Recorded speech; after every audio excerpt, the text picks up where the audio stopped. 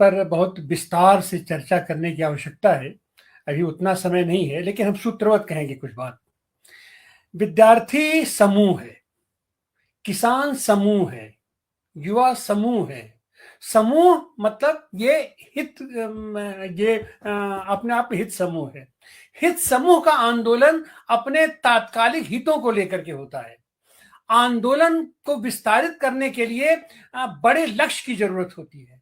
जिस बड़े लक्ष्य का विद्यार्थी आंदोलन को अगर हम देखें तो शायद सबसे पहला जो विद्यार्थियों को इन्वॉल्व करने का आंदोलन चला था वो स्वाधीनता आंदोलन में चला था। ऑल इंडिया स्टूडेंट फेडरेशन की स्थापना हुई और पंडित जवाहरलाल नेहरू ने उसका उद्घाटन किया। पंडित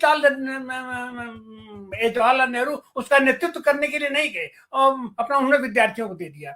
ऐसे ही आज की तारीख में तमाम विद्यार्थी समूह हैं, विद्यार्थी संगठन हैं जो विद्यार्थी के हितों के लिए आंदोलन करते हैं। माने हित समूह दबाव समूह में बनता है तो उसका जो पर्टिकुलर हित रहता है उसके साधन तक उसका मामला सीमित रहता है। लेकिन अभी आवश्यकता है इसको लॉन्ग टर्म में विस्तारित करने की और उसको आगे बढ़ाने की। वो आगे बढ़ाने का काम तो निश्चित रूप से राजनीतिक दल करेंगे। राजनीतिक समूह नहीं होता, फिर तो वो तो राजनीतिक दल हो गया, उसका लक्ष्य दूसरा हो जाता है। तो फिलहाल ये जो हो रहा है, यह जो आंदोलन है, ये विद्यार्थियों का अगर आंदोलन है तो इसको विद्यार्थियों को नेतृत्व करना चाहिए। और निश्चित रूप से ऐसे आंदोलन स्वस्फूर्त आंदोलन होते हैं, हित विशेष को लेकर आंदोलन होते हैं। लेकिन इस बार का यह जो आंदोलन शुरू हुआ है, यह आंदोलन दूरगामी असर डालने वाला आंदोलन है।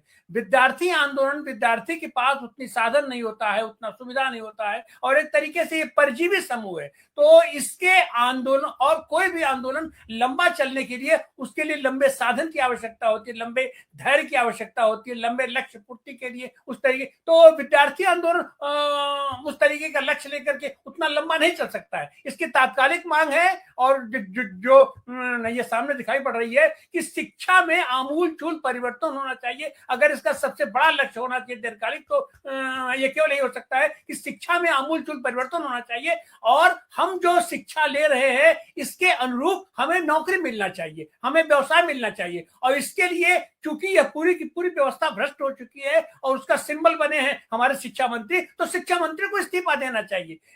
तो ये फिलहाल तो यह आंदोलन यहीं तक केंद्रित है। लेकिन राहुल गांधी के इसमें कूदने का मतलब होता है कि यह इस आंदोलन को राजनीतिक रूप भी देने की कोशिश की जानी चाहिए, और जो कि की जानी चाहिए, और उन्होंने उसको देने की कोशिश की है। और जब वो राजनीतिक लक्ष्य को लेकर के वो सामने रख रहे हैं तो राजनीतिक आंदोलन का तो अपना तौर तरीका होता है। राजनीतिक आंदोलन केवल विद्यार्थी आंदोलन के बल पे नहीं चल सकता है, केवल विद्यार्थी आंदोलन नहीं है, केवल विद्यार्थियों के ऊपर नहीं आधारित होगा। राजनीतिक आंदोलन के लिए राजनीतिक गोलबंदी करनी होगी।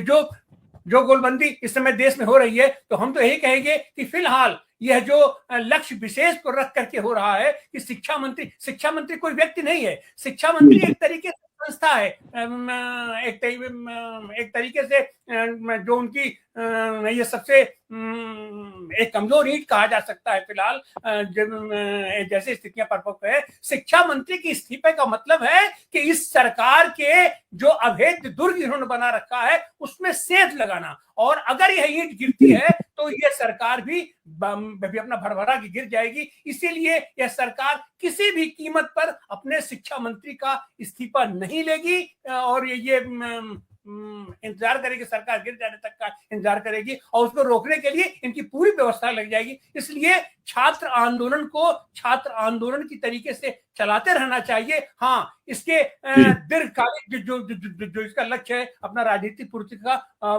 उस लक्ष्य को लेकर के राजनीतिक दल आंदोलन करें, यहाँ तक तो ठीक है। लेकिन फिलहाल शिक्षा मंत्री जो इस समय मूल बना हुआ है, लोगो बना हुआ है, भ्रष्टाचार का प्रतीक बना हुआ है, उस पर हमला करने के लिए सारे जितने भी ये विद्यार्थी समूह हैं और विद्यार्थी संगठन है, सबको एकजुट होकर के एक प्लेटफॉर्म पर आकर के इसके लिए संघर्ष करने की आवश्यकता है। जी सर। जी बहुत शुक्रिया डॉक्टर तिवारी जी। मैं बस केवल इतना कहना चाहूंगा कि वातावरण बना हुआ है, कोटा से भी ये पता चलता है और डिजिटल प्लेटफॉर्म के ऊपर जो कॉकरोच जनता पार्टी को समर्थन मिला उससे भी पता चलता है और देश के अंदर जो भी कैंपस के अंदर जाएगा, जो भी छात्रों के बीच में जाएगा, उसको समर्थन और सहयोग मिलना तय है। कोई भी आंदोलन जो है वो रिसोर्सेस के लिए, परजीवी वाला शब्द जो है, मुझे लगता है कि जब आंदोलन चलता है तो समाज उसको फीड करने का काम करता है। और मास मूवमेंट का मतलब ही ये होता है कि वो कोई समूह जो आंदोलन कर रहा है वो उसका आंदोलन नहीं रह जाता।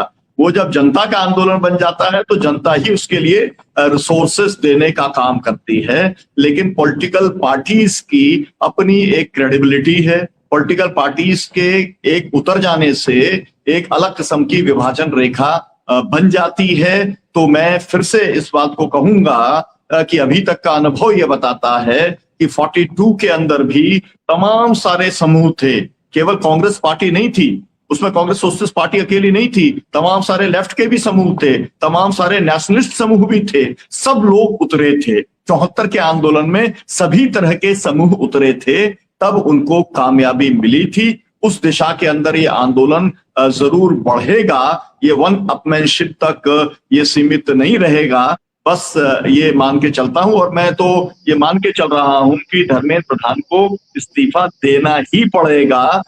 मुझे इसमें बहुत लंबा समय लगेगा ऐसा नहीं लगता है। बस ये है कि कंटिन्यूटी का जो एफर्ट है, ऐसा नहीं होना चाहिए कि एक इशू के ऊपर आप आगे बढ़े और उसको छोड़ दिया, फिर दूसरा इशू पकड़ा, फिर तीसरा इशू पकड़ा, उससे बात नहीं बनेगी। अगर आप अपना इशू नहीं बदलते हैं और जो इस देश की प्रामाणिक लीडरशिप है अगर वो उसी इशू को लेके आगे जाती है तो 100% नतीजे निकलेंगे। बहुत बहुत शुक्रिया, धन्यवाद।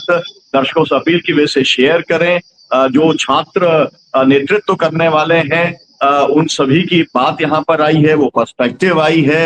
ये बहस केवल छात्र छात्राओं नहीं, जो भी एक कहा जाए आंदोलनकारी समूह हैं उनके लिए भी सोचने का ये समय है। और जो भी पॉलिटिकल पार्टीज हैं जो एक आमूलचूल परिवर्तन इस शिक्षा व्यवस्था में करना चाहती हैं, उनके लिए भी ये सोचने का अवसर है कि मिल करके एक साथ कैसे आगे बढ़ा जाए। बहुत शुक्रिया, बहुत धन्यवाद सदार्थ जी आपका जुड़ने के लिए। जितेश जी